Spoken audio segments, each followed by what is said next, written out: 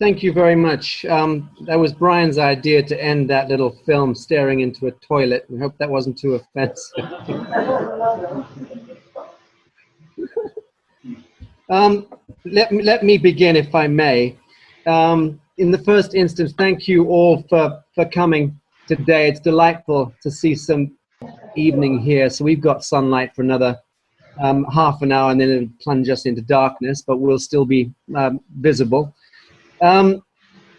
We'd like to change the format today, if it's okay with you, and really focus more on questions and answers, any Q&A, because that's really what this journey is about. It's a collective discovery, a collective unfoldment that has been the source code of the New Earth journey from day one, and it describes how we grow and how we fulfill and how we discover and how we find delight in that discovery.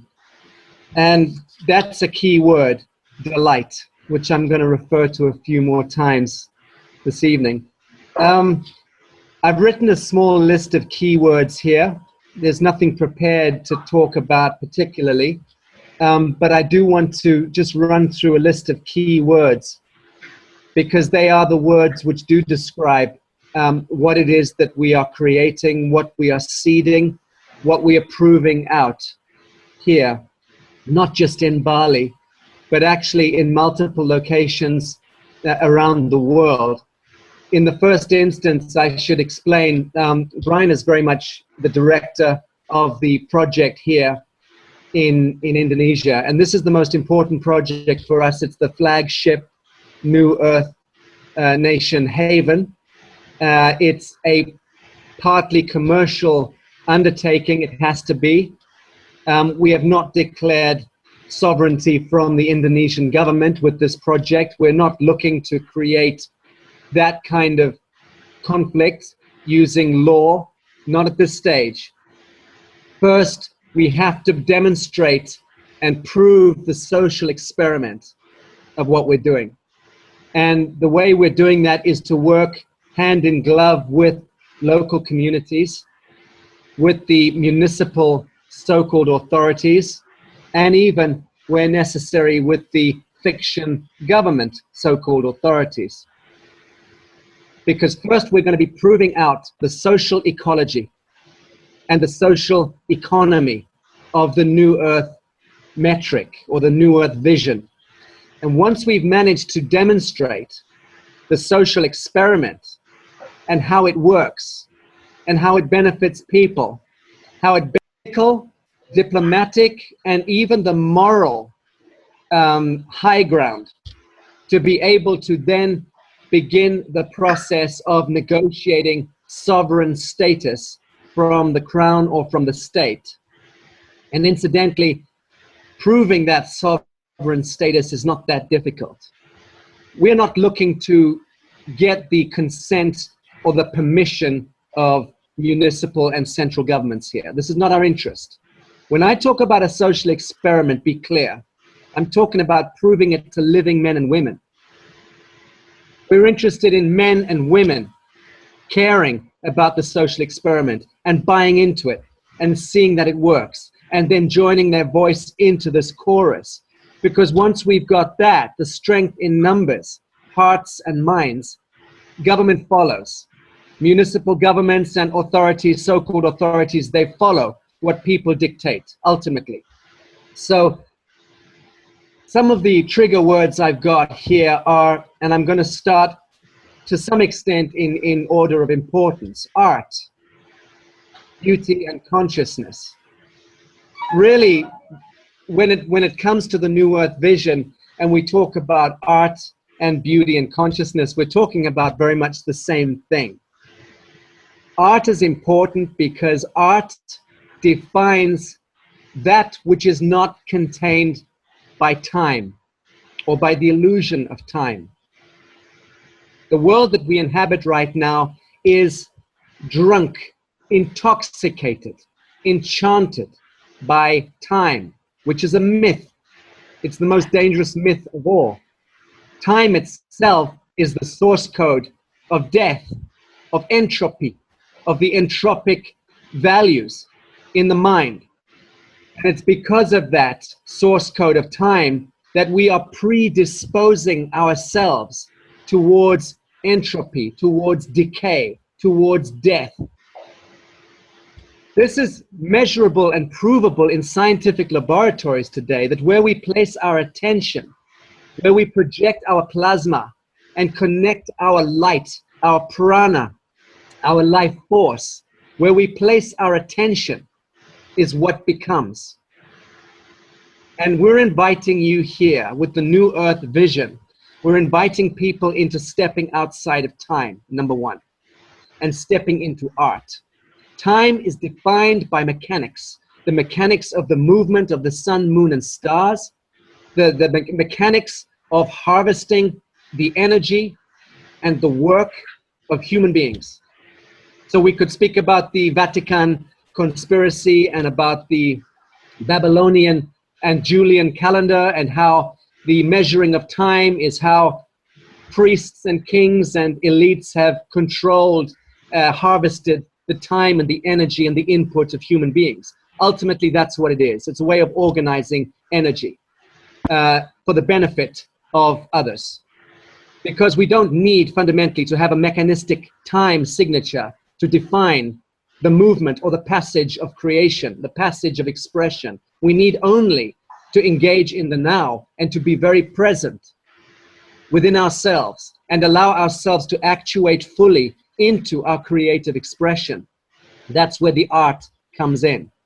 So in this sense, New Earth and New Earth havens are where we draw a line in the sand and define art as opposed to time, and invite people to really understand that change in paradigm, that change in value.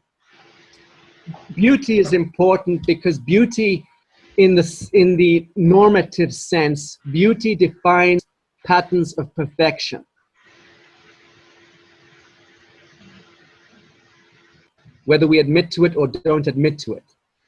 We want patterns of perfection in our relationships with one another, in our relationships with ourselves. We all desire patterns of perfection in the built environment, in the layout of the streets and the cities and the towns, in the way that nature remains unspoiled. The patterns of perfection speak to the immortal, the ineffable.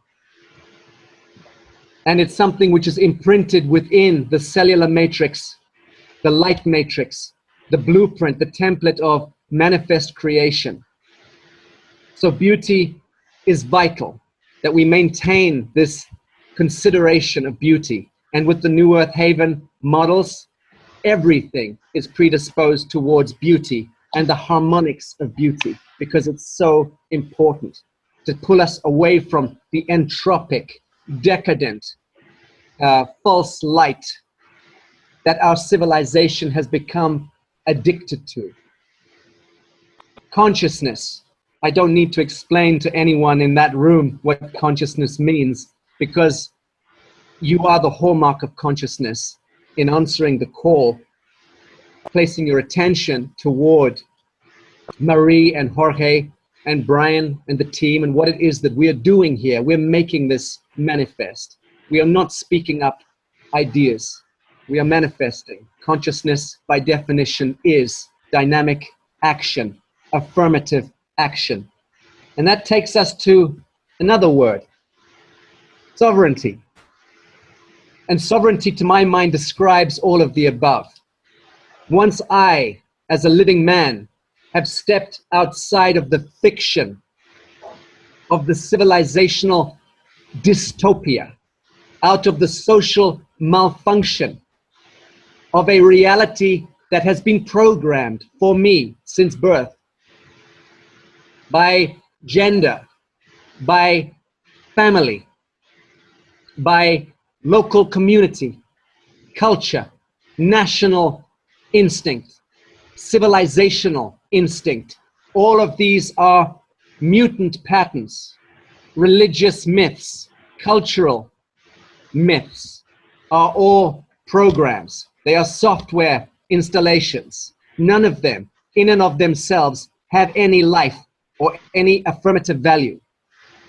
Sovereignty, to me, defines where we stand away and apart from those imperfect patterns, those patterns of imperfection, which are the ones that are given to us, spoon-fed to us, programmed into us, in little square classrooms with fluorescent light bulbs beaming down on our pineal, whilst we are steadily being poisoned and indoctrinated by mutant values, values based on fear and control and manipulation and so on.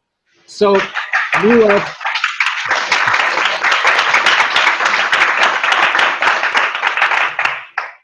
New Earth and New Earth Haven defines again that line in the sand, not as a rule or a regulation, but as a blessed invocation, as an invitation to engage our sovereignty, our true creative expression, our true creative expansion, and to walk away from the fiction of our lives up until this point. So understanding sovereignty brings us to 0 point, what I have been referring as 0 point for the last 3 years.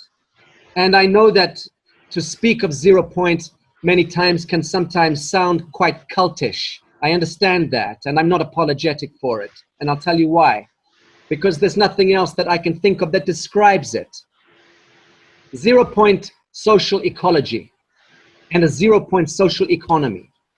By definition, that is life, that is immortality, that is divinity, that is ascension. That is the fulmination of the human experience, is once we cross over that threshold. And each of us have the soul covenant. We have a soul compact in this world to each one of us engage that 0 point. And the 0 point is always clearly defined to you when you get to it, because it is the perfect reflection of yourself. And without engaging that perfect reflection of self, you cannot cross that 0 point. And to speak in these terms, what I'm saying is that I, Sacha Stone, take full accountability and responsibility for everything that I witness, everything that I experience, everything that I behold in this world. I take full accountability and full responsibility for it. I am never a victim of this world. I am never a victim of circumstance. I am never a victim of government or of brutality. I am only ever a victim of myself or to engage with self. So when I begin to own that and take full accountability, I have crossed the 0 point into expansion, into creativity, into manifesting the world that I wish to inhabit. I am not seeking permission for this world. I am manifesting it. I control this world. This is my world. I do not seek permission from government, from family, from society. There is no code that can inform me except for my own self-dignity standing in the flame of pure truth. So, technological innovation. This becomes possible.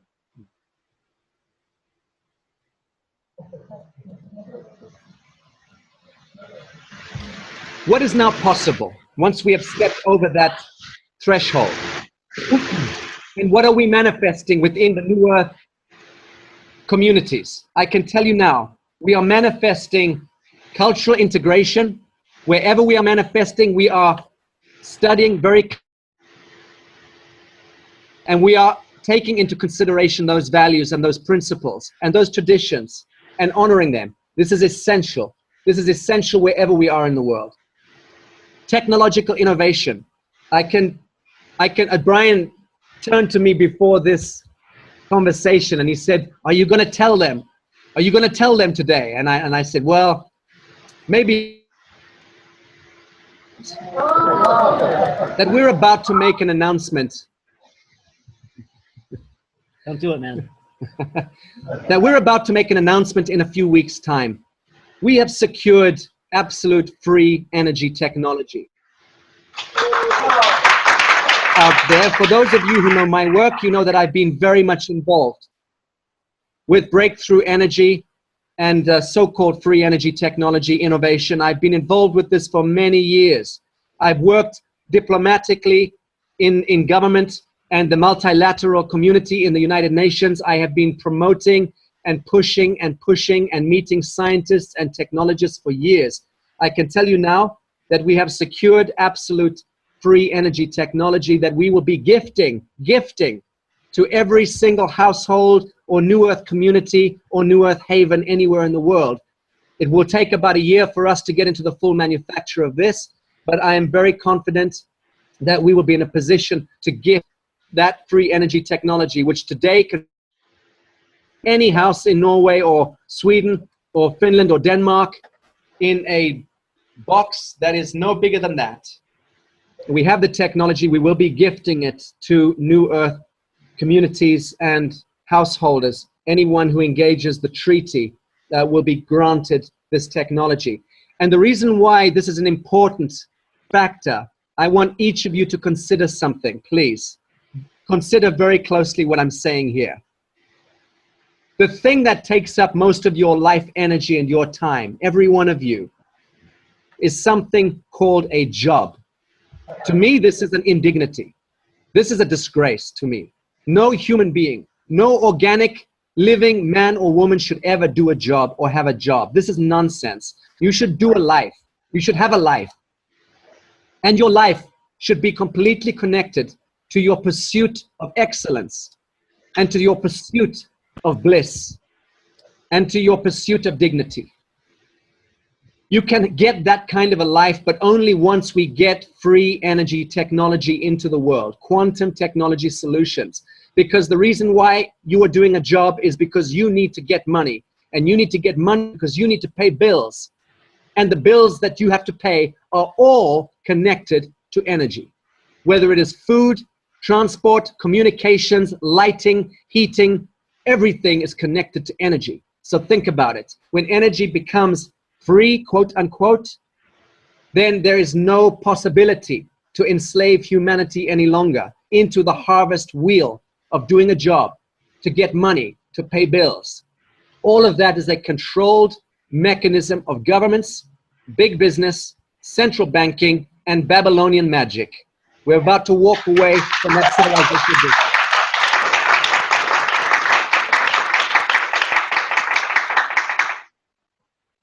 Biomimicry and bioresonance. I'm not going to go into that too deeply. Brian will touch on that when he speaks, but biomimicry is important because, again, it speaks to the patterns of perfection in nature.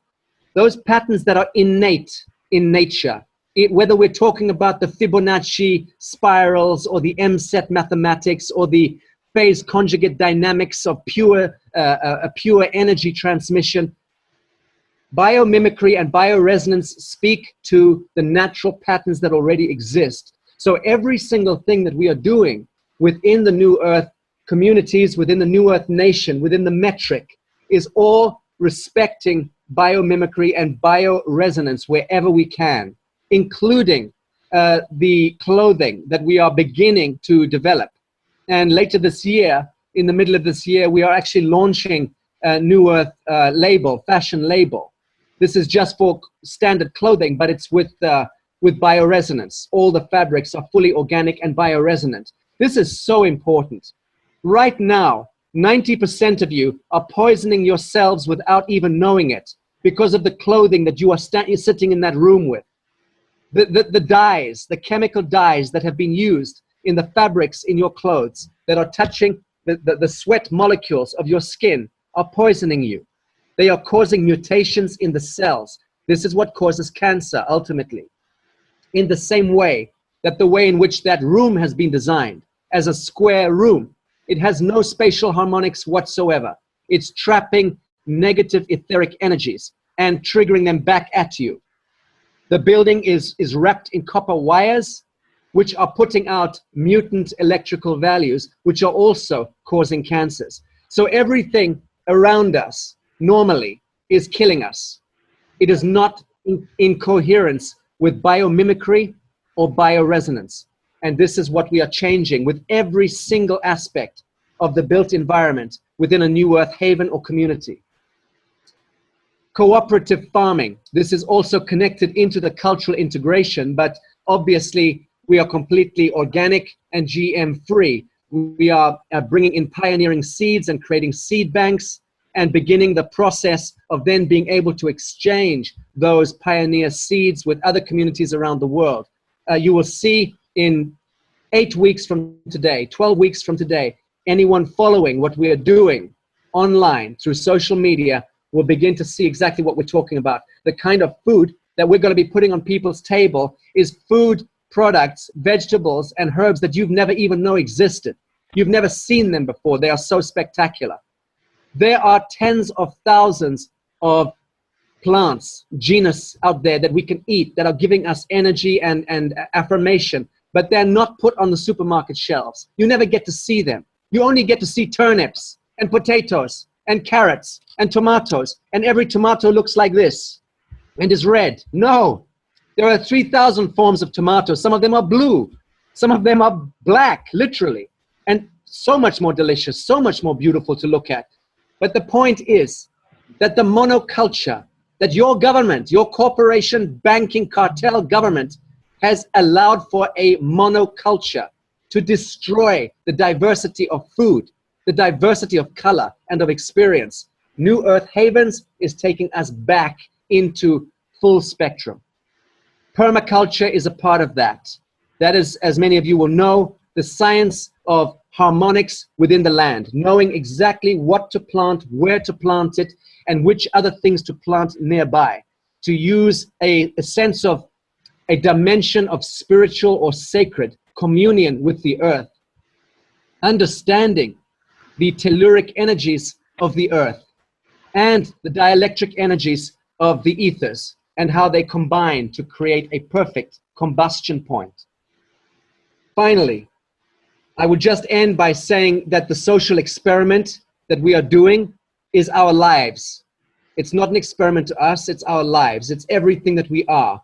But in respect of how the rest of the world looks in and begins to participate, it can be regarded as a social experiment. And in this way, we would demonstrate to governments, to people of the world, that human beings are able to completely withdraw from the fictitious, inorganic, entropic reality of so-called civilization and step into our dignity and our divinity. That is who we are. That is what we are. We welcome you, and I thank you for listening to my endless speaking. Thank you so much.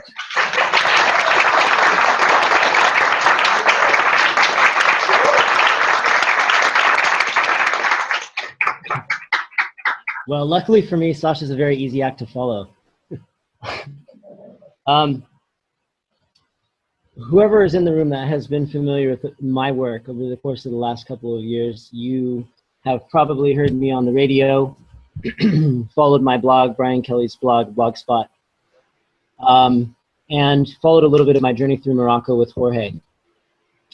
And the last couple of years, somebody put a quote out the other day on Facebook about awakening, about how once we start to tap into that depth of who we truly are and start to experience the world as it truly is, as opposed to what we're led to believe it is, there is no going back and reversing that process and reversing that flow.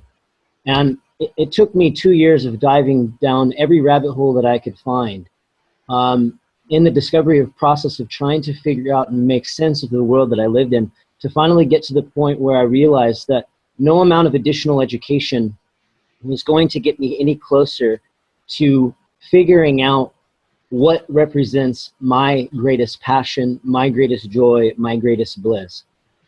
What I realized when I came here to Bali in January, I got here on faith and a prayer after living in Morocco for nearly 1 year, almost exactly to the day, 1 year and 1 day. I arrived with $230 to my name and no clue what I was going to do here, or how I was going to make things work, or what project I was going to be involved in, or what my next step was going to be. And around April, to about 2 months after I arrived here in Bali, I got a call from Sacha, and he called me over to his villa, and he showed me some sketches. those sketches were, some of you have probably seen them. They were of a geodesic dome, a bioarchitecture dome compliments of Juan Schlosser, our bioarchitect and resident here in Bali, who lives on the property. And he presented to me the seed of an idea. And that seed, that small little seed, was domes on the rice fields in Bali around the villa that we have here just north of a small town called Ubud. And I looked at them, and there was absolutely zero on the table as to how we were going to go about manifesting this vision into creation. And at that time, the vision simply was to build structures that were in harmony with the human biology systems and do it in such a way that it is having very little footprint on the local ecology. If anyone has been to Bali before, what you will see is a mirage, a myriad almost from coast to coast of Western development. And what we had to look at when we were designing the foundation for this project here is what the problems were with traditional Western development. And let me paint a picture here for those of you that are in the audience that have not been to Bali. Bali, 10 years, 15 years ago, 20 years ago, had a massive amount of culture and heritage that dated back thousands of years. The rice fields of Bali were lush and they were in abundance. And when the West started to migrate here because of the beauty that nature provides in this area, Western development came fast and it came furious. And the traditional model of Western development here in Bali that we had to look at was essentially coming in and leasing up the rice fields, splashing down the rice, paying the rice farmers next to nothing, building massive hotels made of cement and steel, kicking the rice farmer off their land essentially, creating businesses that are very far from being in harmony with nature and with the human biology, making mountains of cash and then sending those funds out of the country, essentially destabilizing the country more than the Western development is supposed to provide by way of tourism and what have you. So what we did was we had to take a look at every single one of those pivot points. And how could we create a project here in Bali that would provide value, not just to the people or to the land, but to the entire social and cultural ecology. So essentially what we designed, I'm going to actually take you through a few photos here, if I can, Jorge. Let me know if you guys can see them on your end.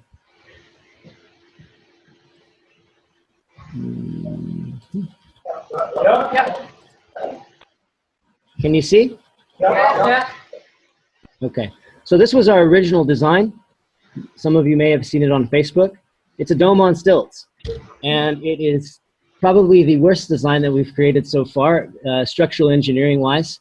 It would require a massive amount of additional work to be able to construct these the way that you see here as opposed to what you saw in the video. But you can see the idea is, how can we create structures that take up very little space? And this is what we came up with. And essentially this was the drawing that Sacha showed me one day, and he called me and he said, what do you think about taking the lead on this project and coming in and helping us to create this concept of building a community here in Bali? And that's how it started. And what has been the most amazing development, I think, of this project so far is that the original intention stayed intact, but the evolution of the journey of what we've been able to create has been absolutely magnificent, and it still fluidly evolves every day. And what we've been able to accomplish here is we've created a very integrative into the village, into the local village type of a project that we involve the local villagers in assisting us in the construction phase, as you saw in that video. We've been able to get the blessing of the local village leaders and what's called the local banjar.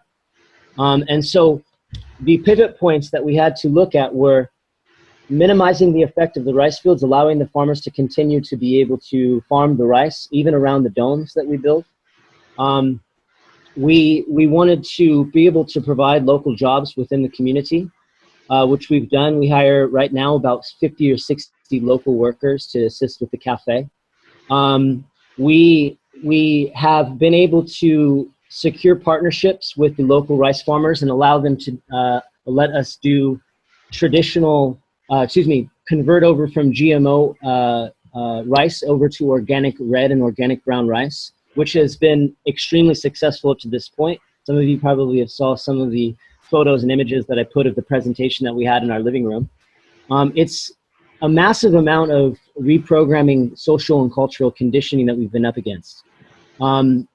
Just to paint a picture of what the value is in going from GMO to organic red rice takes 80% less water supply, 90% less seed. It's half the labor to harvest, and it gives the rice farmers 3 times the increase in profitability.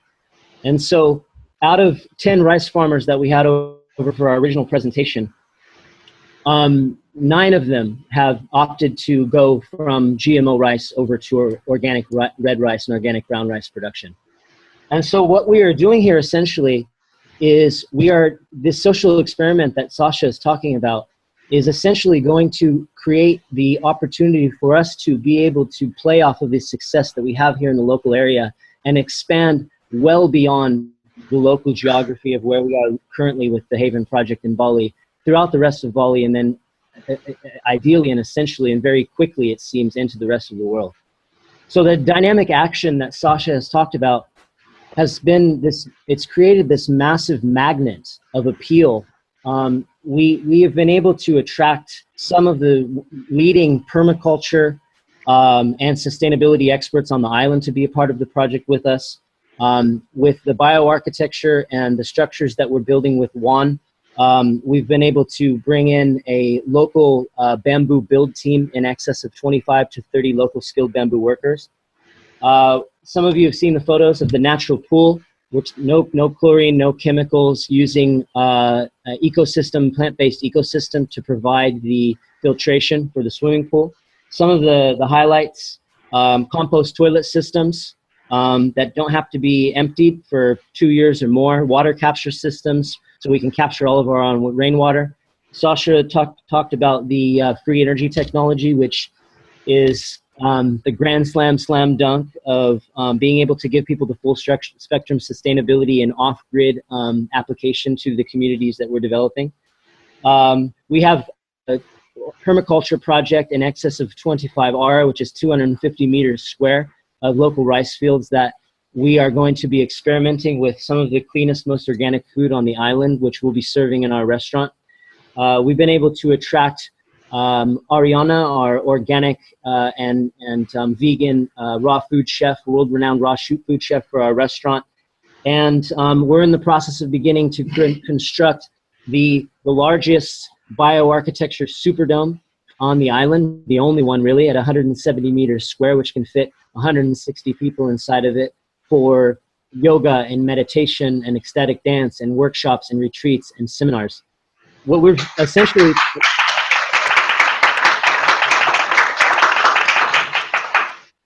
Thank you. What we're creating here is a hybrid of, some of you may or may not have the experience of living in, and it sounds very cliche, a conscious community or a sustainable community.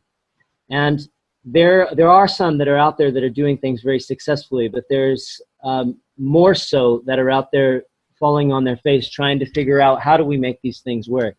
You get a lot of people together that have great intentions, and you get a piece of land, and it doesn't automatically guarantee success, as many of you know. We experienced it in Morocco. You learn a lot in the process about yourself through the interpersonal relationships of the people that are part of the community.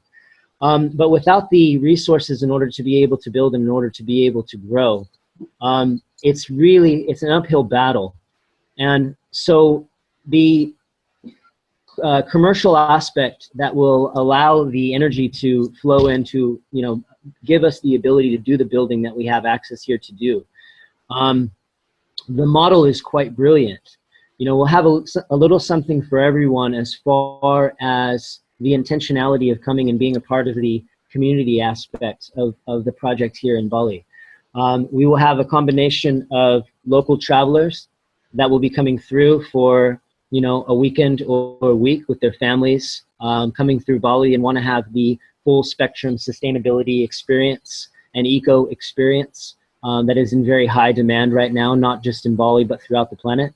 We will have an option for allowing the nomads of the world, myself included, I'm very much one of them, to be able to come through and live on the land and be a part of the project for 1 week or 1 month or 3 months out of the year, with the ability to become transient through some of the other New Earth Haven locations as we launch more of them later on this year. Spend a few months in Bali, a few months in Mexico, a few months in Norway, and bounce around and experience that New Earth metric and fabric that we're trying to create here in Bali, but duplicated in the other geographical locations around the world to be announced.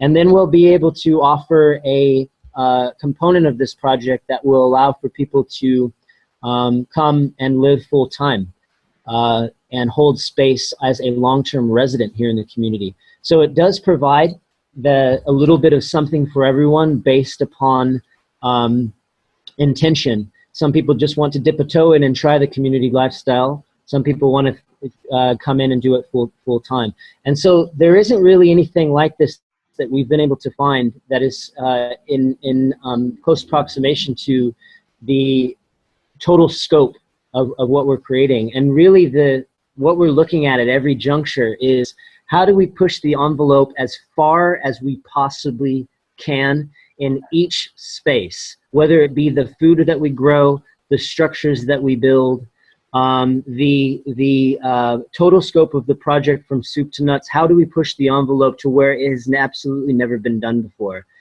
And the dynamic action happens in the fluid moment. The plan that we had 6 months ago is it's become the most dynamic and daily evolutionary creative spirit that is just unfolding in each moment.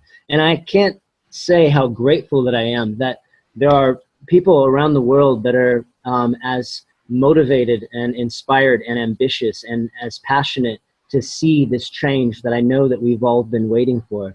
And I think really in closing, because I want to open it up to questions from the room, the Buckminster Fuller quote has been the pinnacle of my entire pursuit for pursuing this passion that is so deep within me. In that, to create a new reality, don't pay energy into the old one, build a new one that makes the old one obsolete. And there's no need to fight any old system anymore. There's no need to try to figure out a way out of it or to break the shackles, if you will. When the focus is on the creation aspect of building and manifesting something new, all of that other stuff just completely becomes irrelevant. And with that being said, I just want to thank you all for coming together in the spirit of unity. And I believe truly that is the most key ingredient in where we go from here. There are amazing people all over the world doing amazing things. Why not work together and cooperate and collaborate and see what we can do as a collective? And that room coming together and being sharing space in that environment, allowing us the opportunity to come in and share. I just want to express my deepest and humble gratitude for all of you. And thank you very much for your time. And please, at this time, just feel free to ask Sacha all the hard questions and me all the easy ones.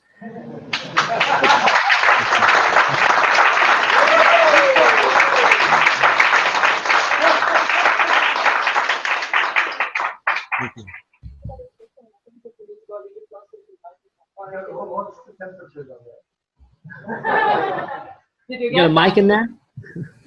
Did you get that? What is the temperature? No, you're not getting anything. You'll have to translate everything close to the mic. Yeah, Maria, you might have to, Okay.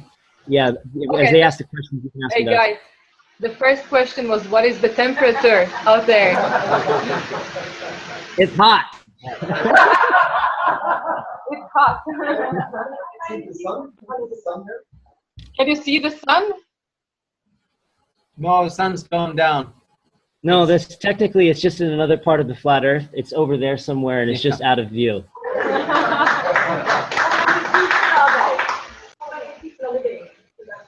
How many people are living in the community? Right now, up at the facility, there are dozens of people, but we haven't opened yet. The soft launch is on March the 12th, and then the hard launch is on Midsummer's Day.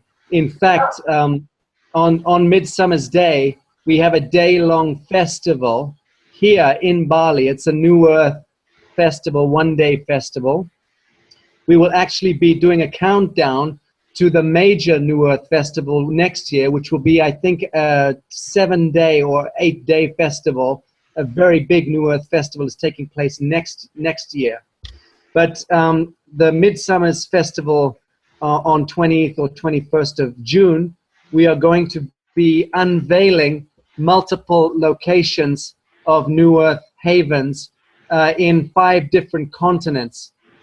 We have the financing, we have teams already we're beginning to put together, and we have many dozens of locations to choose from.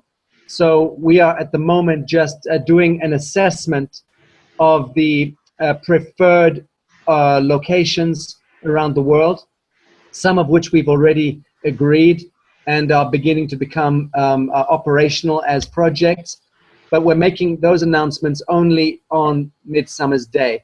And we have a couple of options in Scandinavia, one in Sweden and one in Norway, which we will hopefully be tying up and be able to speak about that very soon to all of you people in the room. So keep your ears peeled for the Midsummer Day Festival here in Bali, and hopefully we can create a live stream to all of you in Scandinavia. That would be really good news if we could do that.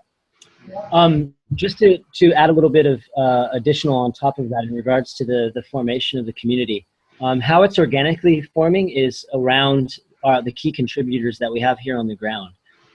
In the very beginning, it was just myself and Sacha and Juan, the bioarchitect, who has designed the architecture structures that you've seen in the videos and the photos that we posted on Facebook.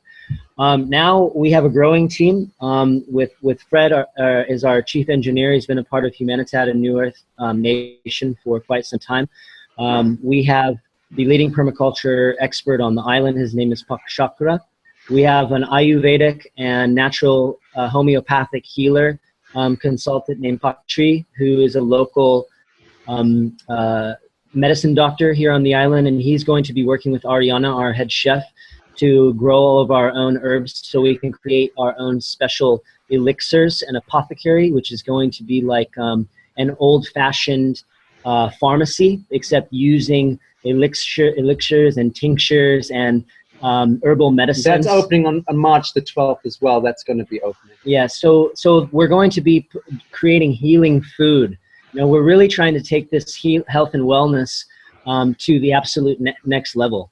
And so all of our ingredients and everything that we create in the kitchen and in the juice bar and the elixir bar and in the apothecary, it's going to be designed for maximum healing and maximum health, and not just saying it because it sells and it's marketable, but actually doing it and growing it and nurturing it and do DNA seed planting and using volcanic stones to create the garden and tapping into those elements and flower of life, sacred geometrical designs. Let me speak to this a moment. When I first commissioned fractal harmonics in the architecture for New Earth, it was about 7 years ago, with Juan Schlosser, who's our core architect and an incredibly talented guy. And I actually brought him up to my villa in Bali here and locked him in for about 3 or 4 days, wouldn't let him leave, and just said, draw, design. I need to see the Mandelbrot fractal or the Julia fractal in a community. I wanted to design a community based on MSET mathematics. And he did some sketches. We worked together. I'm also a trained architect. And we eventually bust out a bunch of designs. He went on to develop the most beautiful possible bio-resonant structures. So we call it bioarchitecture. I believe that we're now leading the world in this, and I say that because the world's leading bioarchitect, Michael Rice, has joined our team as well. and we've got an institute or a faculty that is focusing exclusively on developing the built environment based on sacred number and harmonics. Now, let me just tell you that when we began the experiments with these built forms, the first one that we built was about 3 years ago. Very big, very expensive. In fact, it's still used as one of the suites of the villa. And anyone who comes to Bali, you're welcome to come and see it and spend a night there and see the effect it has. It's remarkable. Brian will call it up here so I can speak to it. Give us 1 second. Getting there. Hold on, I know where it is.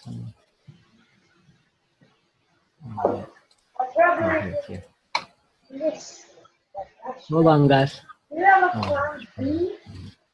Hey guys, Yeah. we have just a question here. I don't know if you can see. Yeah, I think if you come back. Okay, I need to finish what I'm saying Hold first. on. I'm going to show this. Can you wait one second? Yeah, just wait. Okay, but the point I'm making is this. When we first designed the first full prototype, and this is it here, Brian's having a real hard time with his iPad. Okay. Can you see that?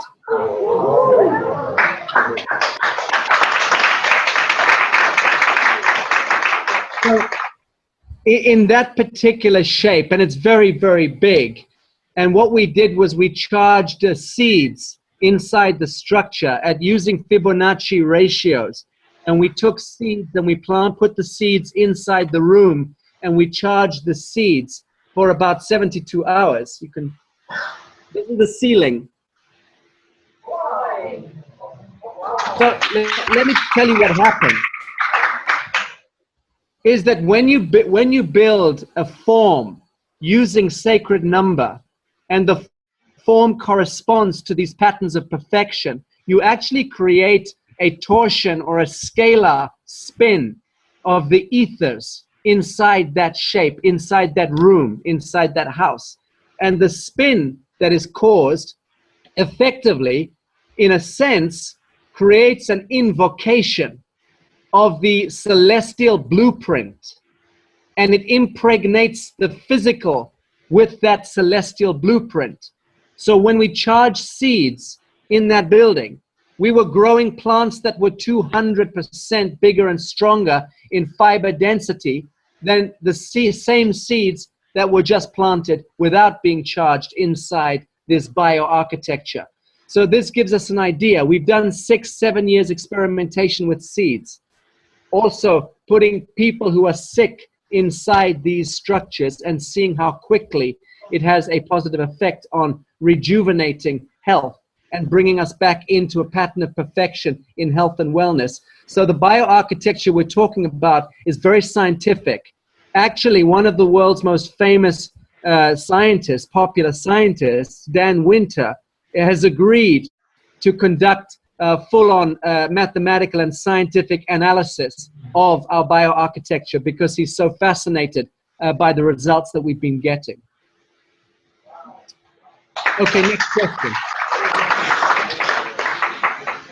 Okay. This, if you can see, that's 250 meters square of space, designed as a flower of life using a grid of volcanic stone. On the exterior of that, it will be fed with an aquaponics system. In the very center of that, for those of you who are familiar with Agnihotra, the ancient Vedic technology that sends scalar waves 500 meters in every direction, which is a practice that's done at the second the sun rises and at the second the sun sets every day. And the scalar waves that come and emanate from this ceremonial practice that's done using cow dung, burning cow dung, using ghee, butter, and uncracked rice. These scalar waves affect every biological system within 500 meters of every direction. That means bodies are healed, plants grow fuller, And essentially every biological structure is not untouched by this technology and this practice, which we'll be doing in the middle of our garden twice a day at sunrise and sunset. And let me just qualify that when he says the sun sets, he doesn't mean that the sun actually sets, of course, because we live on a flat earth. The sun just moves away. And then the seeds that are planted in the garden will be DNA planted, and if anybody knows that process, under the tongue, to pull up the DNA of the human body, so the plants as they grow can give everything that the human body needs for sustenance. And then on top of that, we'll be experimenting by pumping 432 hertz frequency into the ground. And those vegetables and those fruits, we are flying in a permaculture expert from Lithuania to live on the garden 24/7. And that food that is produced in that area will be coming straight to the table in the restaurant. And so we can go on now that we've been talking about the garden for quite some time to the next question. Thank you, Sacha. See a hand back there. Oh no, it's a stretch. We have a question. What is your name? Scott, Oh, is yeah. 11. Go ahead. When are you coming to Norway? Oh, I'm going to be there. I'm coming to see you guys in April. I think 21st of April. I'm coming to see you. Yeah.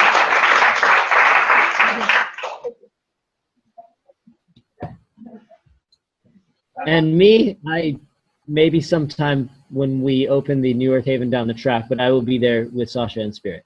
Is that something about tree, butter, and some trees? And what was the other ingredient? Mango. And they made the dishes Apparently. Would you like them to speak about it? Can you explain a little bit more about the ghee and the... No, we didn't hear anything. the Skånevik. Can you hear me, guys? Microphone. Can you hear me? Please repeat it close to the microphone. Okay. The question was, can you tell a little bit more about the cow poo and the ghee? Yeah, Yes, now. we can. What's the question? Procedure. The procedure. How is the procedure? What's the question? Forgive me. What procedure? Dental procedure? Medical procedure? What we do, sunset and sunrise. Marie, you got to repeat every question close to the mic because we can't. We are interesting. Hi guys. We are interested in finding out what the procedure that you follow every day, sunrise, sunset, for the Scala way. Okay. Oh, Are we talking about Agnihotra? for Agnihotra. Yeah. Oh, for Agnihotra. The procedure is, first of all, Robert is our contact on the island. We have a website. Yeah. Oh, Arcs of Fire, if anybody wants to Google it. On New Earth Nation. On New Earth Nation. There is a copper bowl. Inside the copper bowl is placed the dried cow dung. The uncracked rice is put in there with the ghee, and it's set aflame. At the second the sun goes up or goes down, theoretically, there is a chant that is done at that exact time, and the flame of the cow dung and the butter and the cracked rice burns blue-green, which is it's fascinating to see. It's fascinating to watch. The most amazing part of this technology is that the ash of the cow dung after this practice goes from having a small amount of elements that is found within that matter to 96 traced elements from the periodic table. There's no explanation for it, but what it means, essentially, it validates the process. You can put the ash, you can use it for facials. I realize that sounds Internal, crazy. external. Yeah. You can ingest it for health and for wellness. You can put it into shakes, and you can bake breads with it. I mean, there's just a massive amount of And options. most importantly of all, you can completely dissolve the global pharmaceutical corporation interests using Agnihotra. Thank you. Thank you.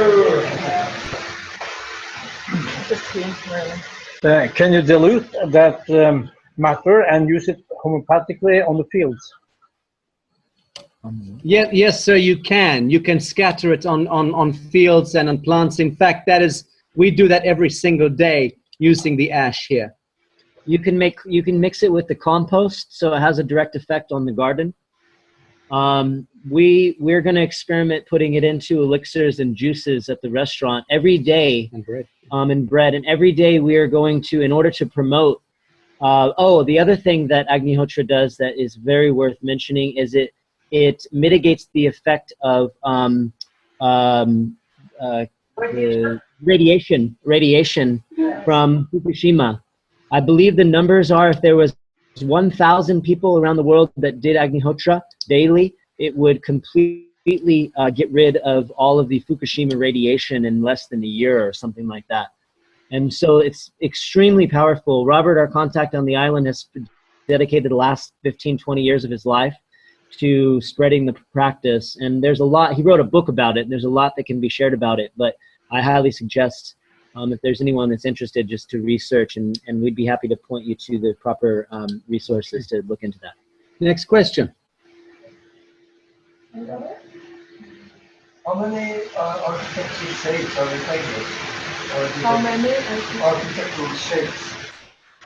Question is, how many architectural shapes are you playing with? Okay, that's a great question. And it's limitless, literally limitless. We're exploring spatial harmonics in a way that I don't believe anyone has done. Again, I've studied architecture, and I studied it as a discipline in college. Oh, we're just going to show you one of our designs for dwellings. Hold it right up there. This is a coconut tree house.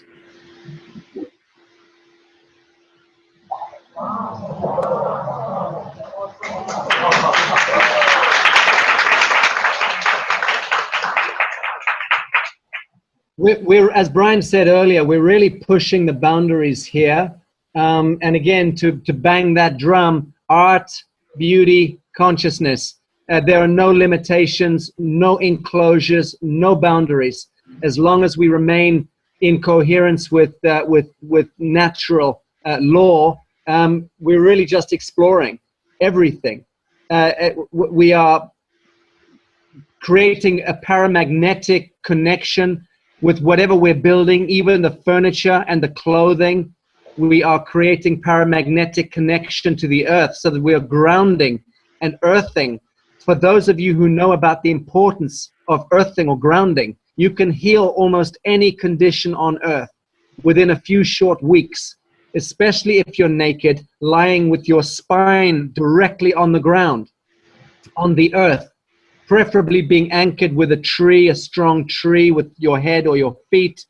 But if you don't know about earthing and the effects of earthing, even in the snow, even in sub-zero temperatures, to be completely naked and to earth your body on the ground for 20 minutes a day, you will never see a doctor for the rest of your life. You can regrow bone. You can change your bone marrow by doing this. The effects are quite extraordinary. Yeah. This is the project once we're probably within the next 3 or 4 months, what it will look like. What you can see there in the bottom corner is the Superdome that I was talking about earlier. That's the Superdome. Move across the can't see it. That's the Superdome that we're building. Again, this is spatial harmonics. It's creating a perfect combustion between the earth energies and the etheric energies.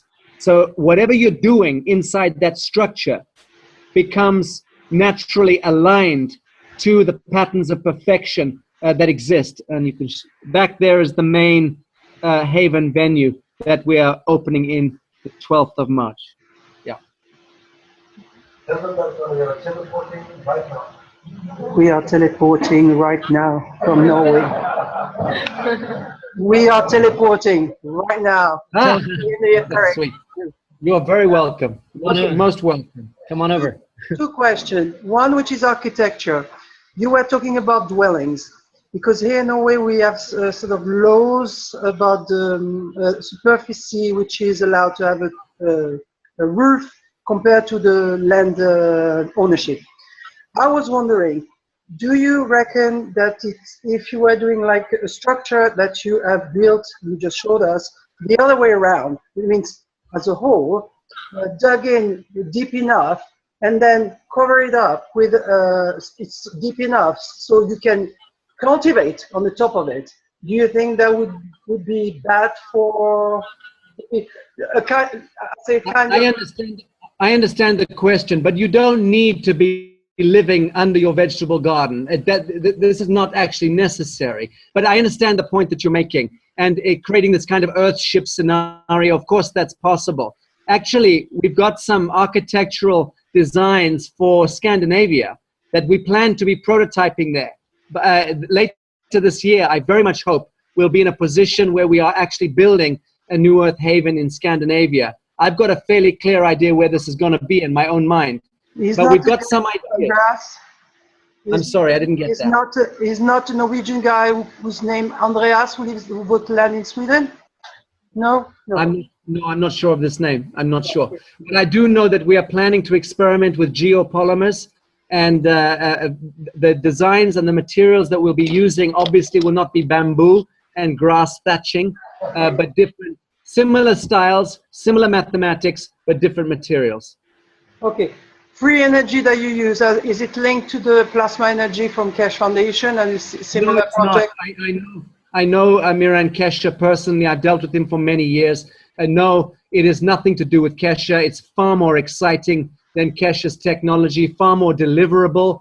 It's a modular, solid state, small, replicable technology with no bullshit attached and no need to be in intentional resonance either. You just need to plug the goddamn thing in and it works, okay? Okay, we created 3 Keshe machines and our house is almost powered initially with the plasma energy. Beautiful. I'm well aware of the technology, but I've dealt with maybe 15 people in the last week who have been calling me and complaining that they can't get resonance. So the problem is some people are getting it and other people are not getting it. I know I've spoken to maybe altogether in the last 3-4 months, maybe 120 different conversations with people regarding the Keshe technology. And we've even been working with it here, just so you know, about 3-4 months ago. A couple of our engineers decided to follow the blueprint. Like I said, I've dealt with Keshe for some years, and I'm familiar with the technology, but this has no bearing on what we are putting out, just so you know. No bearing at all.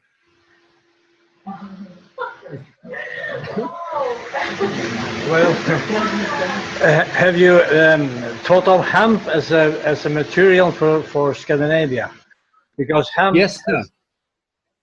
Yes, sir. And you're absolutely correct to ask the question. Hemp is without any doubt, the optimum material. I'm not sure in Scandinavia what the law is, but even if the law is against it, there is a way of addressing that. What is the status with the law right now and growing hemp? I can tell you it's absolutely forbidden. But I am very, very interested in hempcrete and hemp material as a building material for Norway, because it covers everything we need. Yes, it does. And I'm very familiar with hempcrete, and it's remarkable material for sure. Well, I can tell you that if we set up a New Earth Haven project in Norway, I would personally take a responsibility to go and meet with the minister, the relevant minister, whoever it is. And I would personally lead a campaign for reforming this, because actually it's unlawful for the Norwegian government to be trying to impose some bullshit statute to prevent people from building in a sustainable material. That is called treason and fraud. Yeah. And actually, we need Norwegian people to stand up against this nonsense. I am with you. I am fully with you. Well, then we shall definitely do this together. Marie, take a note. Okay, guys, we're wrapping up. So I will say thank you, and you can say a few words to close it up. I can answer questions afterwards to the best of my ability. I'm not going to bore you any longer with words and flowery sentiments. We've said far too much. Just to say, I'll be there in April and doing as much speaking as is needed, and look forward to meeting everyone and raising hell in Scandinavia. Thank you so much for joining us, and thank you, friends.